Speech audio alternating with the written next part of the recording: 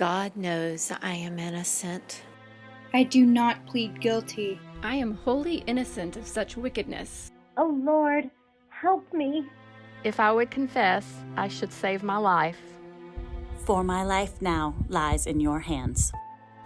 On my dying day, I am no witch.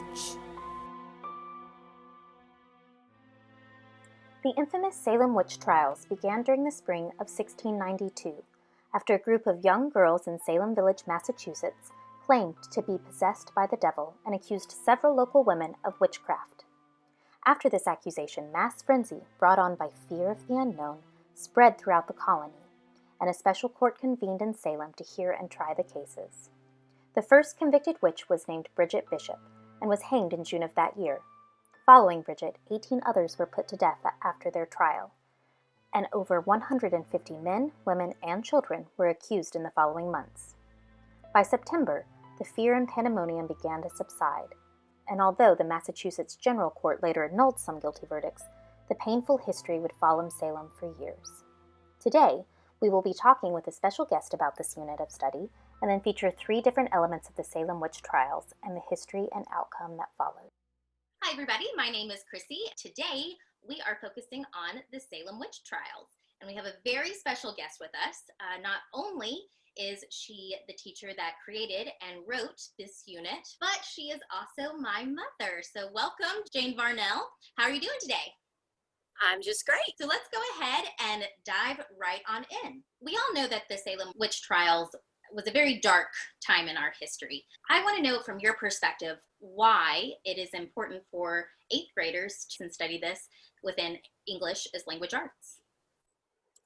Okay, well, first of all, research shows that students learn better when it's topic-based instruction instead of skills-based. So, for example, if you're really trying to understand about building comprehension skills or the tone of a text, it's easier to do that when you have a topic and you're reading a lot of different texts focused on that particular skill than to just keep reading different texts, because they're building that background knowledge as well. And I was fortunate enough to get the Salem Witch Trials topic. And I absolutely love this unit. It's probably my favorite, so awesome job. Mine too. My next question, the idea of witchcraft and witches, this was nothing new at the time that the Salem Witch Trials were occurring. You see portrayals of these types of things in literature. One of those that you point out is the witches in Macbeth. And so I'm wondering the effects of those portrayals. Now, that's a good question, but it's kind of that whole obsession that people have had through the years with the supernatural world.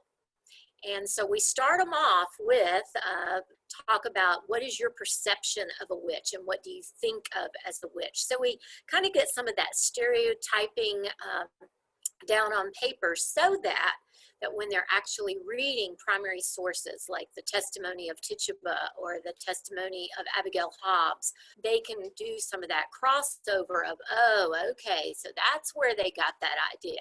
I love the idea of having the students write down their thoughts and feelings, because it shows that the stereotype has continued on. This is absolutely kind of ingrained within us, even after we've been able to look back in history and be like, what were we thinking? Very well, and with you saying that, it's really interesting. One of my students even said to me, Miss Varnell, it seems like if you just admitted to being a witch, then you were set free. It was those that were adamant that they were not a witch, those were the ones they killed. And I was like, absolutely, good insight. Yes, we messed up. You've literally set the stage for them to show that these things did carry on. Were the reactions that happened in the Salem Witch Trials, were they rational? We talk an awful lot about fear being a motivating factor, and what other things can they point to in history that it's been as a result of fear is what has actually brought those actions to be what they've been. I have a week that I call the cast, and I call it the victims, the perpetrators, the bystanders and the upstanders. And we talk an awful lot about how being a bystander can sometimes be an okay thing, but at other times it's a very bad thing to just stand by and watch things happen and keep your mouth shut. When is it important to be an upstander? One of the things that most of the students discovered through the Salem Witch Trials unit is that there were an awful lot of people who are classified now as marginalized citizens. They acted a little different. They looked a little different. Their interests were a little different. And so as a result of it, they were ostracized from the group and they suffered persecution, even death. But it's when innocent people stand by and watch it happen to other innocent people is one of the most severe injustices out there. So, with that being said, what do you hope for your students and all the students to take away from this and moving on into the future? Well, first and foremost, I don't want them to let fear be a motivating factor for them in their decisions about anybody, whether it be race, culture, gender, personal interest, personal habits. Secondly, I want them to learn to be an upstander, not a bystander. It's extremely important that if you see an injustice being done, you need to speak up. And then lastly, of course, I want them to learn about this important time in history. More than just the cursory, oh yeah, that was something that happened to a bunch of people 400 years ago. Thank you so much for taking the time today to talk to me a little bit about the Salem Witch Trials. And I just absolutely love this unit. Stay tuned because some of our librarians pulled some of our favorite parts of the units and created a couple of videos for y'all to watch, and hope you enjoy. Thank you. Let's talk about Tituba, who was one of the most famous women to be accused of witchcraft during the Salem Witch Trials of 1692. Tituba was a slave in the household of Samuel Parris, and Samuel Parris was the minister in Salem, and it was his house in which the witchcraft kind of began or erupted during this time. His daughter and his niece were the first people in Salem to convulse, quote unquote. The people of Salem began suspecting witchcraft because all of these girls started convulsing, having delusions, seeing things, and it all started in the household in which Tituba lived and worked. So, she was the very first person to be accused of witchcraft by Betty Parris and Abigail Williams.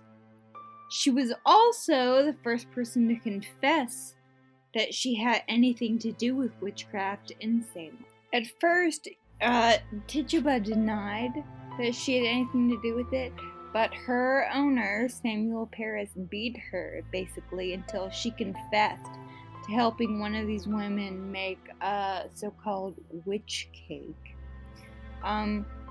Then she was questioned later on. She was questioned for a very long time, and she ended up confessing to knowing about occult or magic practices from her former mistress in Barbados. During these trials, other men and women were accused from surrounding villages. And Tituba not only accused other people in her confession, but she even talked about things like seeing black dogs and hogs and yellow birds and black and red rats and cats and wolves. And she even talked about riding sticks to different places, kind of like the modern idea of riding a broomstick to different places. Tituba accused Sarah Osborne of possessing a creature with the head of a woman and wings. And basically she mixed different views on witchcraft, bringing up the suggestion that the devil was working in Salem, which kind of caused chaos. After this massive confession, of all of these different things and animals and possessions and creatures and flying on sticks and seeing women possess things. She was actually never questioned again or named in these trials. And while she went on trial for having, quote, covenanted with the devil, unquote, on May 9th of 1693, after having spent 15 months in prison, the jury did not indict her. She was the first person to confess to signing a pact with the devil, but she was actually the last suspect released from prison. And then apparently she seems to have left Massachusetts with whoever paid her jail fines. And after 1692, no one again heard her words. She disappeared from the record, and with her life, unlike the other women who were killed in the Salem Witch Trials, the other women that she actually named as her conspirators with the devil. And even in modern day retellings of the Salem Witch Trials, Tituba is a central figure. Again, she was kind of the spark that ignited the wildfire that turned into the Salem Witch Trials. The weather has gotten cooler, fall is here, and I want to talk a little bit about a play I particularly enjoy around this time of year, The Crucible. The Crucible is a 1953 play that was written by Arthur Miller using the Salem Witch Trials as an allegory for what was going on in the U.S. at that time. The story begins with a group of young girls dancing in the forest with the slave Tituba. They're seen dancing around a fire by the local minister, Reverend Paris, exactly who you don't want to catch you dancing and having fun in a deeply religious, puritanical community. Afterwards, one of the girls, Reverend Paris's daughter, Betty, falls into a coma-like state. The girls are suspected of practicing witchcraft and bewitching Betty. When Tituba hysterically confesses to witchcraft and starts accusing other townspeople of talking to the devil, one of the girls, Abigail Williams, jumps right on that train. She becomes the ringleader and starts telling stories about seeing other people practicing witchcraft. Those people are put on trial, and chaos ensues. In America, from the late 40s to the 50s, at the time of this play, Senator Joseph McCarthy headed up a campaign against supposed members of the Communist Party. During this time in the U.S., hundreds of Americans were accused of being communists and communist sympathizers. They were aggressively investigated and put to trial based on little to no evidence. Many of the targets of these accusations were artists, actors, directors, filmmakers, musicians, writers, academics, and labor union activists. Many of them had their careers completely destroyed. Some were even imprisoned. This period became known as McCarthyism, and McCarthyism became another word for a witch hunt, especially as it relates to political ideas. If you're interested in the Salem Witch Trials, I would highly recommend checking out The Crucible. There are some good film adaptations, and you can find the play available as a book or a video in the library's collection. The memorial is a small plot of land. Locust trees shade the benches built with broken stone. The threshold reads, "My life lies in your hands." Bridget Bishop, hanged June 10, 1692. Each bench conceals a body that's not there, an absence. I am wholly innocent of such wickedness. Once memorialized in a hole on Gallows Hill, the land Sarah Good hanged July 19, 1692. You're told is now a playground. Look. Understand. I can deny it to my dying day. You must read the threshold. Touch each stone with your hands. Rebecca Nurse, hanged July 19, 1692. You're a trespasser into somebody else's past, and I am no witch. Still, memory is nothing but this cold dirt, a plot of land. George Burroughs, hanged August 19, 1692. The voices are interrupted by the rock wall circling the sand. Oh Lord, help me. Listen. Wait on the threshold. In your hands. John Proctor, hanged August 19th, 1692. You hold your notebook, your camera, to record history. Later at home, you can fast forward to the past, and you'll remember nothing but the story's plot. No land where the threshold reads, the past is all lies written in your hand.